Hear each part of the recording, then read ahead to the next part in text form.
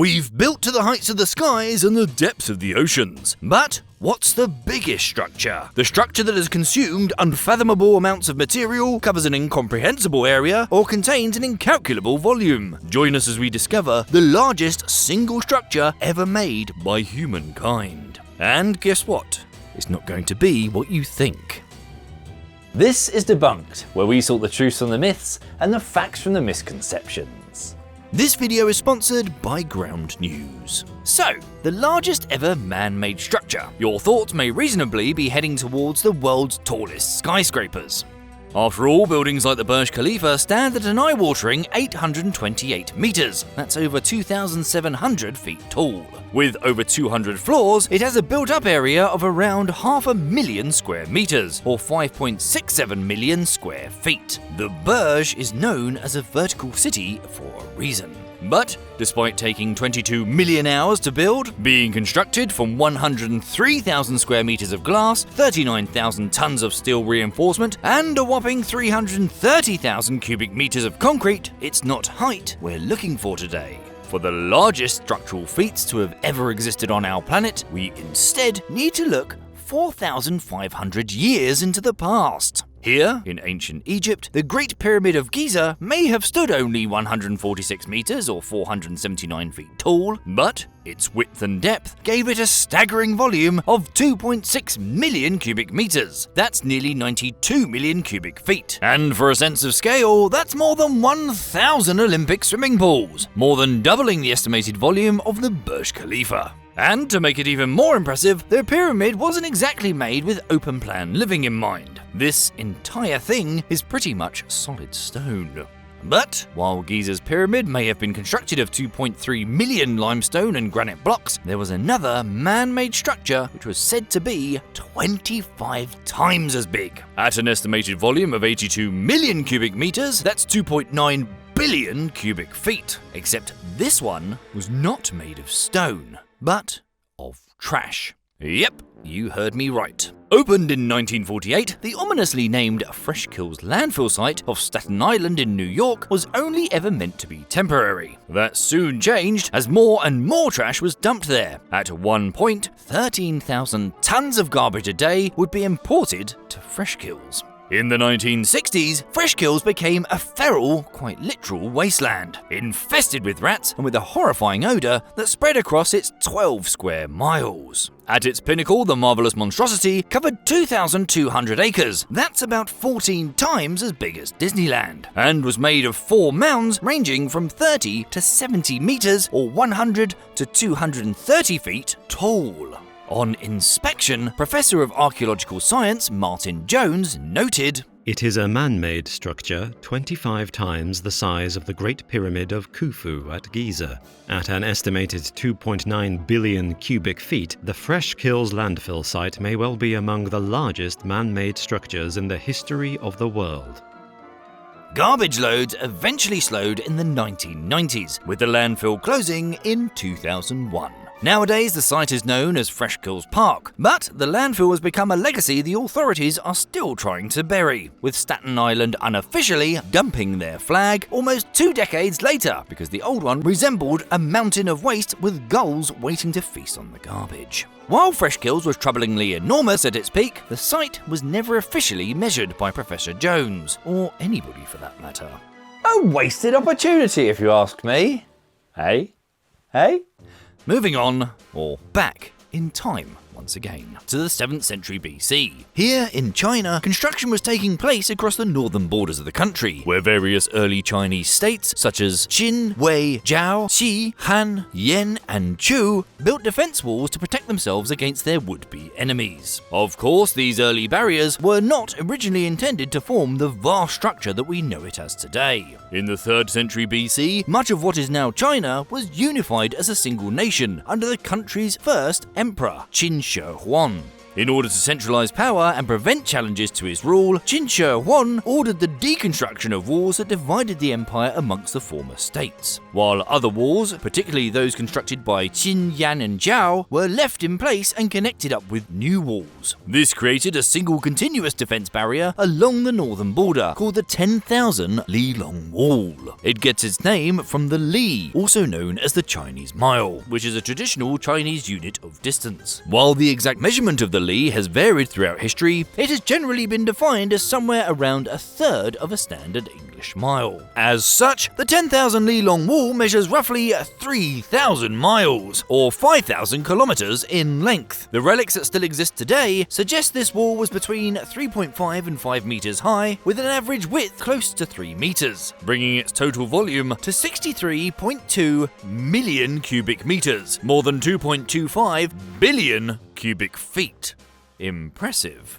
But that's only 3/4 the size of our garbage dump. Luckily for humanity's legacy, the Chinese didn't stop there. In later centuries, other dynasties such as the Han, Wei and Sui dynasties repaired and expanded certain sections of these existing walls, again to protect themselves from northern invaders, and to provide security to China's internal affairs, such as the famous network of trade routes collectively known as the Silk Road. However, it wasn't until the dawn of the Ming dynasty in the 14th century that the Great Wall we think of today began to take shape.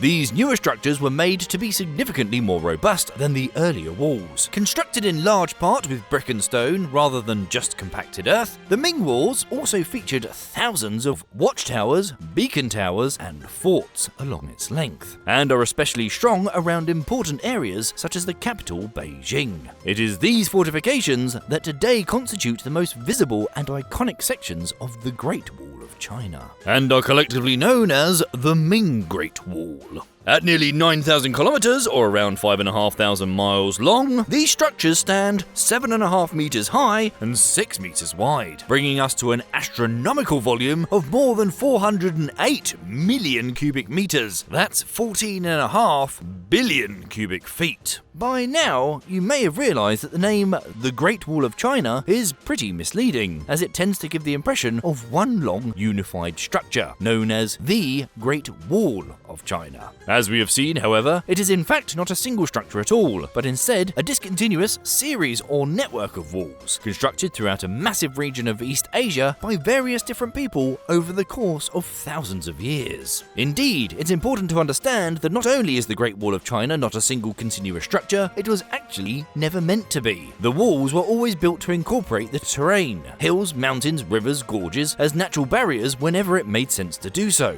As a result, the answers to the ultimate questions, exactly how long or large is the Great Wall of China, are somewhat challenging to nail down. Given that the Great Wall of China is not in fact a single structure, the answer is somewhat complicated, and as usual, it sort of depends on who you ask. After 5 years of painstaking investigation and rigorous measurements of the wall's various structures, China's entirely unbiased, state-run National Cultural Heritage Administration arrived at a figure over 21,000 kilometers, more than 13,000 miles, with a maximum height of 8 meters or 26 feet. However, there is some disagreement about this figure. For starters, this new length includes over 2,200 kilometers or 1,300 miles of natural defense barriers, such as hills, cliffs, mountains, and rivers. Those are not man-made structures. The very nature of the Great Wall, its extremely gradual construction in various disconnected sections by a range of different people with differing methods, begs the question of what is fair to include when measuring it. If we look at the Great Wall of China's entry in Guinness World Records, then they only recognise it as the world's longest wall, recording a structure that measures 3,460 kilometers or 2,150 miles, from eastern Shanhai Pass to western Yumen Pass, which collectively include sections from the Han and Ming dynasties. But again, this is making allowances for a series of delineated structures. If we return to the Ming Great Wall with its whopping size, but now take away all the natural defense barriers, then it's fragmented at best. Even if we take the Wall of 10,000 Li, we still find natural barriers delineating the walls and even disputes with the Koreans about whose walls are whose. But what if none of this mattered? What if I told you that at one point there existed another structure, another network of walls that once rivaled even the Great Wall of China? A structure 4 times longer than the Great Wall of China and consumed 100 times more material than the Great Pyramid of Cheops.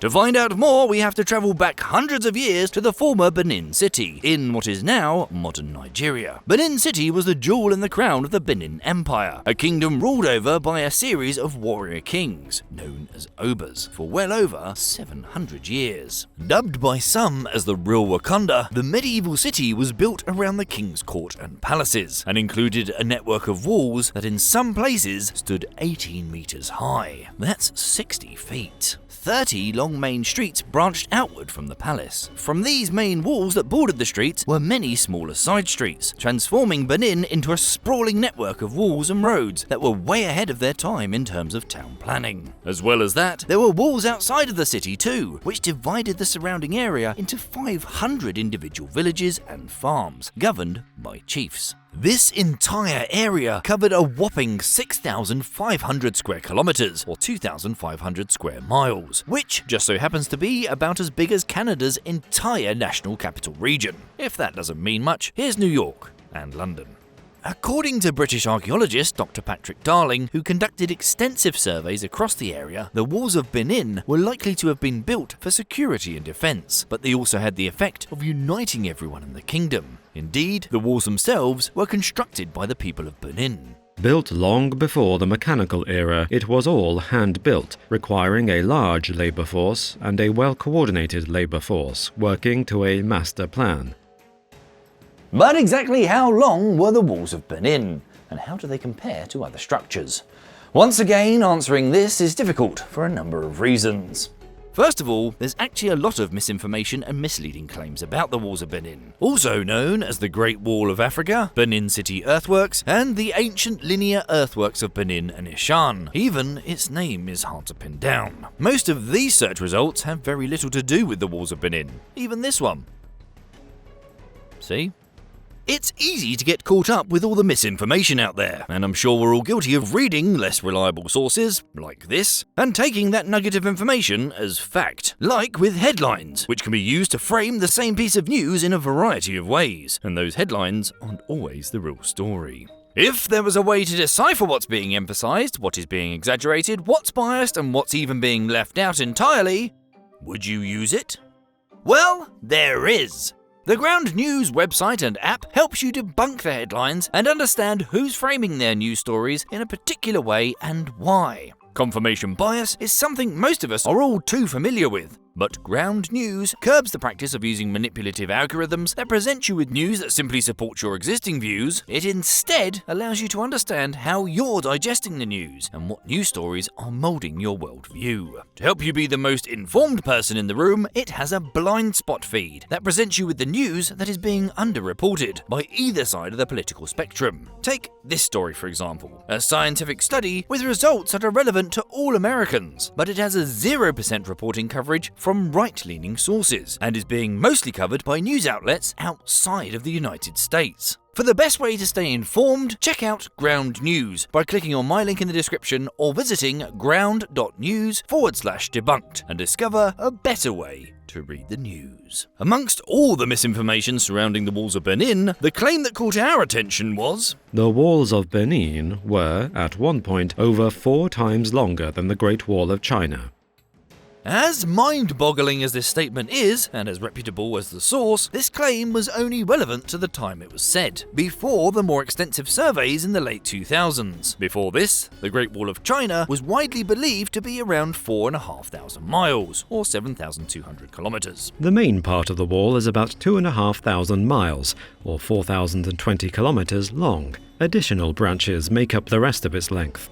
Extensive, albeit entirely state-run surveys have been conducted on the Great Walls of China to give us a greater sense of their combined length. So, what about the walls of Benin? The main reason it is so difficult to assess the full extent of the Benin walls, and indeed why there is so much misinformation surrounding them, is because, unlike the Great Wall of China, very little of them still exists today. You see, by the time the 19th century came around, there were internal battles within the leadership of the Benin Kingdom itself over trading with foreign nations. In 1897, the British sent an allegedly peaceful but clearly provocative trade mission to Benin. Conflict occurred, tensions rose, and within a year, the British massacred the city and burnt it to the ground. In spite of all this, scientific investigations into the walls of Benin have managed to produce a reasonable estimate of the length of the Benin walls, which suggest that this vast network of walls stretched as far as 16,000 kilometers, nearly 10,000 miles. The fullest and most detailed maps of these structures show a large interconnected wall complex made up of various areas, or neighborhoods, delineated by these enormous fortifications. The walls of Benin were so impressive that in 1974, they were named by the Guinness Book of World Records as the world's largest earthworks carried out prior to the mechanical era.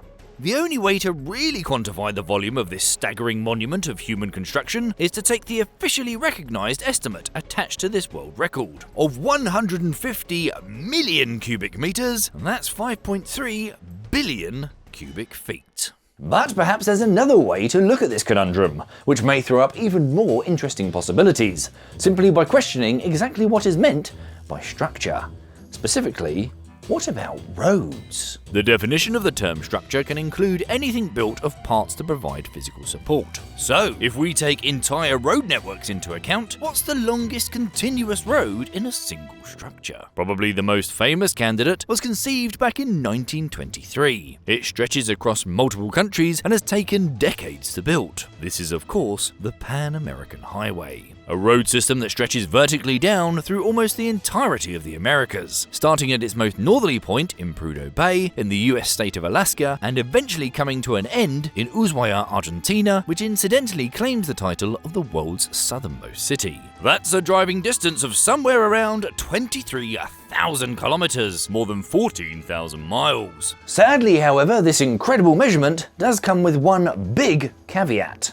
Though the Pan American Highway is listed by the Guinness Book of World Records as the world's longest motorable road, in reality, the Pan American Highway is actually split in two at the infamous Darien Gap, an undeveloped region on the border between Panama and Colombia. To say that this roadless division between the northern and southern sections of the Pan American Highway has a formidable reputation would be an understatement. The rugged, mountainous environment of the Darien Gap features dense rainforests, treacherous rivers, and perilous swamps. Variously described as lawless, godforsaken, and spectacularly inhospitable, the Darien Gap is known as one of the most dangerous stretches of land on the face of the planet, brimming with rare and often deadly wildlife and tropical diseases. While the area is sparsely populated by indigenous people, its locational significance has led to a constant presence of traffickers, drug smugglers, and paramilitary groups. Oh, and it also happens to be one of the rainiest places on Earth, making flash flooding yet another frequent danger.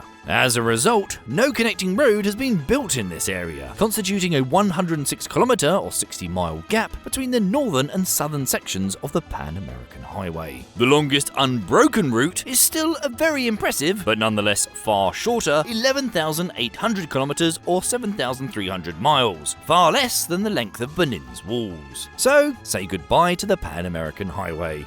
And hello to the Asian Highway Network, an interconnected web of roads that stretches across a truly massive region of the Asian continent. Since its initiation in the late 1950s, the Asian Highway Network has progressively expanded to cover huge swathes of Asia, linking up cities in over 30 Asian nations in order to facilitate efficient travel and trade. The roads that constitute the Asian Highway Network add up to a total length of around 141,000 kilometers, nearly 88,000 miles. The single longest named road structure within the Asian Highway Network would be AH1, which runs from Capicul near Turkey's western border with Bulgaria all the way to Tokyo in Japan, a staggering distance of over 20,500 kilometers or nearly 13,000 miles. At least kinda. As usual, this comes with some caveats. First of all, the route to Japan necessarily employs the use of a ferry, given that Japan is very famously an island nation. That's one break, and depending on when you're watching this, large parts of the AH-1 running through China are yet to be finished. The longest extent of the AH-1 that is complete at the time of this recording runs from Capicul to Nanning in China, which works out to be a considerably shorter distance of 14,000 kilometers, just over 8,700 miles. Until the Asian highway network is officially complete, we now need to travel southeast. In 1969, Australia opened its Continental Ring Road that circumnavigates the entire country. Highway 1 currently holds the official Guinness World Record for longest continuous road. But, sadly for us, it measures a mere 14,500 kilometers, or 9,000 miles, shorter than the Benin walls, and due to the general nature of a road structure, this means the total volume of this highway adds up to a paltry 6 million cubic meters, or 212 million cubic feet. Given that roads aren't generally raised structures, I don't think single highways are going to get us to where we need to be. So, what if we look at fully interconnected road networks? The United States road network, which stretches and snakes its way across an enormous middle section of the North American continent, measures up at about 6.8 million kilometers. That's 4.1 million miles in total length. That's about 9 return trips to the moon. Unsurprisingly, this is the largest road network on the planet. Counting an entire country's road network includes every thoroughfare within its system, from single-track roads to multi-lane highways. Taking an average width and depth of a road, we arrive at an astronomical 27.2 billion cubic meters, more than 960 billion cubic feet. But this consists of 2.6 million kilometers of unpaved roads. A structure of this sort is often incredibly rudimentary, with simply compacted earth at the base and as little as an inch of gravel on the surface. That's only 25 millimeters. This shrinks our colossal cube down by more than a third. And who do you think has more paved roads than the good old US of A? China. Their road network is made up of 4.9 million kilometers of paved road, over 3 million miles, overshadowing the US with a total volume of 19.6 billion cubic meters, or 692 billion cubic feet. That's about 8,000 times as big as the Great Pyramid of Giza, and 26 times larger than the entirety of the Great Wall of China.